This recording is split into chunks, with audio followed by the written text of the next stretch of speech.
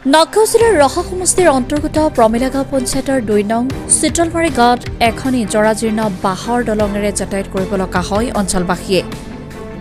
আজি প্ৰায় ২০ বছৰ ধৰি উক্ত দলঙেৰে যাতায়াত কৰিব লগা হয় কেইবাখনো গাঁও ৰাইজে। আনকি কণ কণ ছাত্ৰ ছাত্ৰীয়ে বিপদসংকুলভাৱে জৰাজীৰ্ণ দলঙেৰে বিদ্যালয়লৈ যাব লগা হয়। বছৰ বছৰ ধৰি ৰাইজে নিজৰ গাঁঠিৰ ধন ভাঙি উক্ত ঠাইত বাঁহৰ দলং নিৰ্মাণ কৰে যদিও মানে সেই দলং উটুৱাই নিয়াত যাতায়াত ব্যৱস্থা ব্যাহত হৈ পৰে। ৰাইজে জনপ্ৰতিনিধিক বাৰম্বাৰ আহ্বান জনোৱাৰ পিছতো উক্ত ঠাইত ৩খন কালভাৰ্ট দিয়ে যদিও আজিলৈকে পথটোত চলাচল কৰিব পৰা সুচল যাতায়াতৰ সুব্যৱস্থা হোৱা নাই, যাৰ বাবে ৰাইজে জনপ্ৰতিনিধিক উক্ত দীৰ্ঘদিনীয়া সমস্যাটো সমাধান কৰিবলৈ দাবী জনায়। আমাৰ মানে অসমৰ মামালে অনুৰোধ, আমাৰ এই দলংখনৰ এইখন মানে যাৱতীযুগীয়া দলং, বহু দিনৰ দলং আৰু অহা যোৱা কৰোঁতে ল'ৰা ছোৱালী ডাঙৰৰো হাত ভৰি ছাল ছিগে, গতিকে চব দলংবিলাক হয়, কিন্তু আমাৰ এইখন দলং মানে কোনোৱে মানে কাণমনি নিদিয়ে। এটাই মানে মামালে অনুৰোধ, আপুনি আহিম আহিম বুলিও কয় আমাৰ আগত, কিন্তু নাহে আমাৰ গাঁৱলৈ। বাৰু যি কি নহওক, নাহিলেও আপুনি যেনে তেনে আমাৰ এই দলংখন মানে ভাল কৰি দি এই ল'ৰা ছোৱালী কণ কণ শিশুবিলাক যাতে স্কুললৈ অহা যোৱা কৰিব পাৰে আৰু এই বুঢ়া ঠেৰা সকলো যাতে অহা যোৱা কৰিব পাৰে, আপোনালৈ এইটোৱে অনুৰোধ।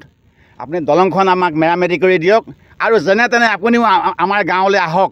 মামা, আমাৰ এই ভাগিনীখিনিক চাওক কি দুৰৱস্থাত আছে, এইটোৱে অনুৰোধ আৰু আপোনালৈ।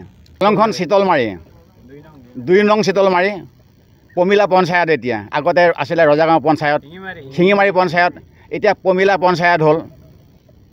এতিয়া সমষ্টি ৰহা বহুত যুগ ধৰি একে অতীজৰ পৰা পহিলা শাকো আছিল, তাৰ পৰা এই বাঁহৰ দলঙেৰে মাজতে কালভাৰ দিলে, কালভাৰে মেইনটেইন নহয়, পানীয়ে ভাঙি পেলাই, গতিকে এতিয়া দলঙেই দিব লাগিব।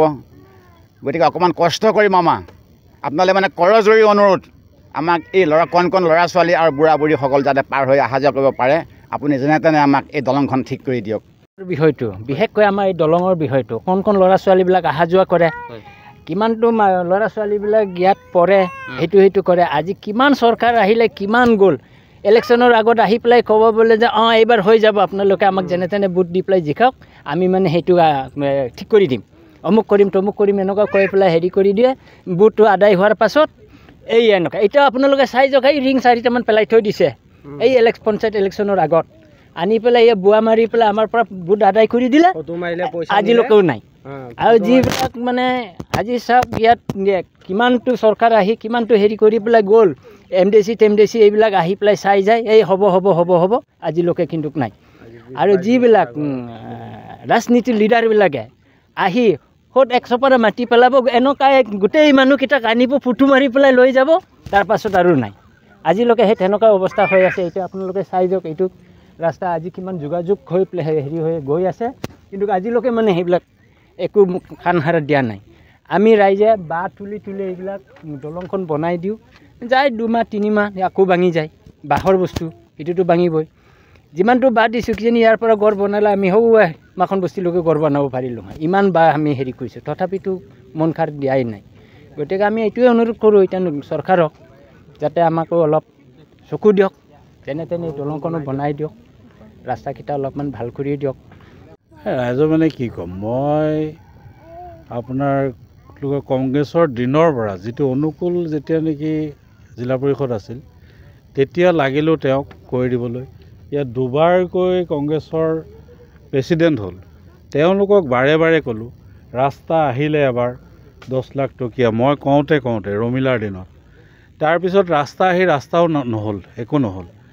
ইয়াৰ পিছত সিদিনাখন শশী দাস যেতিয়া নেকি হেৰি হ'ল, এই বিজেপিলৈ যাব, এতিয়াওতো যোৱা নাই তেওঁ, তথাপিতো তেওঁ সেই সময়ত গ'লোঁ, গৈ পেলাই ক'লোঁ যে এতিয়া মই তেতিয়াই শশী দাসৰ লগতে একেলগে বিজেপিলৈ আহিলোঁ।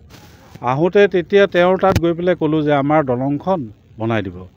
কৈছে হ'ব, মই চাম বুলি পেলাই আহিলোঁ। আহি ইয়াত আহোঁতে দেখিলোঁ যে আকৌ বোলে এইটো ৰাস্তা কাউন্সিলৰ তৰফৰ পৰা ধৰাৰ পিছত বোলে এইটো ৰাস্তাৰ কাম হ'ব, দলং হৈয়ে যাব বুলি তেতিয়া এই বেঞ্জামিনহঁতো আছিলে, তেওঁলোকে ক'লে যে ৰাস্তাটো হৈ যাব বুলি কোৱাৰ পিছত নগ'লোঁ আৰু শশী দাসলৈ, তালৈ যোৱা নহ'ল। বোলো এইখন দলংটো হ'বই আৰু এইটোৱে হ'ব, এইটো কামো নহ'ল, একো নহ'ল। তাৰপিছত গৈ সিদিনাখন BDO তাত গৈ পেলাই মই গৈ ক'লোঁ যে এই তাততো এতিয়া দলংখন বাঁহৰ দলং হৈ থাকিলে এইটো ৰাস্তা হ'ল বুলি ক'লোঁ, ইয়াত বোলে পুলৰ চেংচৰ হৈছে, এইটো কি হ'ল? কৈছে হ'ব আমি পেলাই দিম কালিলৈ। মই অহাৰ পিছদিনাখনেই ইয়াত পুল 4টা পৰি আছে, আজিলৈকে তাৰ কোনো ধৰণৰ ব্যৱস্থা নাই।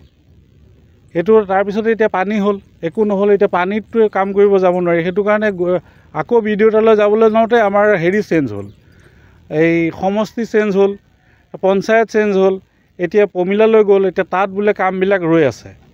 এনেকৈ ধৰণে শুনিছোঁ তাত খবৰ কৰিও কোনো ধৰণৰ ৰাজনীতিবিদে আমাৰ এইখিনি জেগালৈ চকু দি দিয়ে। এনেকুৱা ধৰণৰ মানে কংগ্ৰেছৰ দিনতো শুনিলোঁ বোলে নাই এইখিনি মানুহ BJP কৰে, সেইটো কাৰণেই নকৰে নেকি, তেনেকৈ মানুহবিলাক কৈ থাকে। এতিয়া BJPৰ দিনতো সেই একে অতদিন ধৰি BJP চলি আছে, একেটাই।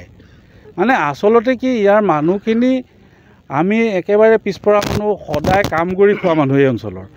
এই মানুহখিনিতো সদায় গৈ পেলাই MLA তাত বা ক'ৰবাৰ পঞ্চায়তত গৈ লাগি থাকিব নোৱাৰে, আৰু লাগি থাকিব নোৱাৰে এই দুখীয়া মানুহখিনিৰ প্ৰতি তেওঁলোকৰ চকু নাই। কিন্তু ভোটৰ সময়ত ইয়াত আহি পেলাই সভাপতি ইয়াত মোৰ লগত আহি পেলাই ইয়াত পৰিছে। যেতিয়া কল্প আছিলে, তে কল্পক সভাপতিয়ে ক'লে, মণ্ডল কংগ্ৰেছৰ সভাপতি এই শ্যাম বৰুৱাই ক'লে যে মই গৈ সেইখন দলঙত পৰিছোঁহে, তুমি দিবা? হ'ব দিম। মোক কল্পই ক'লে যে ৰিংকুদা আপুনি হেৰি কৰক, মানুহখিনিৰ পৰা চাইন কৰি দিয়ক। মই ঘৰে ঘৰে গৈ গোটেইখিনি মানুহৰ পৰা নিজে গৈ পেলাই চহী কৰাই দিলোঁ, কিন্তু নাই, নকৰিলে একো। প্ৰতিজন আহে আৰু যায়, এই মানুহখিনিৰ পৰা ভোট লয়, কিন্তু কোনো ধৰণৰ কাম নকৰে। যথেষ্ট চেষ্টা কৰিও মই কৰিব পৰা নাই। আজি আপোনালোকক ধন্যবাদ দিছোঁ, আপোনালোক আহিছে। যদি এই নিউজৰ জৰিয়তে আমাৰ ওপৰ মহলত চকু পৰি ইয়াত যদি এখন দলঙৰ ব্যৱস্থা কৰি দিয়ে, আচলতে ইয়াত পুল দিলে আকৌ ভাঙি যাব। AGP দিনতে এটা পুল দিছিলে, সেইটো পুলৰ কোনো ধৰণৰ কাম নহ'ল, তেনেকৈয়ে পৰি আছে। গতিকে পুল 4টা আহিছে, সেইকেইটা একো কাম নহ'ব, ইয়াত আকৌ ছাইডে দি পেলাই ভাঙি যাব।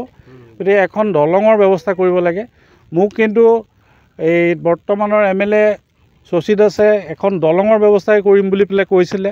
গতিকে তেখেতক আমি ক'লেও অৱগত কৰিব পৰা নাই। যদি আপোনালোকে কৈ পেলাই কিবা কৰি এই দলংখনৰ ব্যৱস্থা কৰিব পাৰে, আমাৰ ইয়াৰ ৰাইজ যথেষ্ট কৃতাৰ্থ হ'ব। এই ৰাস্তাটোৰ কাৰণেও যথেষ্ট অসুবিধা হয়। কণ ল'ৰা ছোৱালী বাৰে বাৰে চবকে কওঁ যে ইয়াত স্কুল কেইখন আছে, আপোনালোকে কিবা এটা চকু দিয়ক, কিন্তু নাই, কাৰো চকু দেখা নাই। খালি ভোটৰ সময়ত আহি ভোট লাগে চবকে। গতিকে আপোনালোকৰ জৰিয়তে এইখিনি এটা সুব্যৱস্থা হ'ব বুলি আমি আশা কৰিছোঁ। আপোনালোক অহাৰ কাৰণে আপোনালোকৰ নিউজলৈকো আমি ধন্যবাদ জনাইছোঁ। লগতে যাতে ওপৰ মহলে চকু দি আমাৰ এই দুখীয়া ৰাইজৰ উপকাৰ কৰে, সেইখিনিকে ক'লোঁ আৰু মই।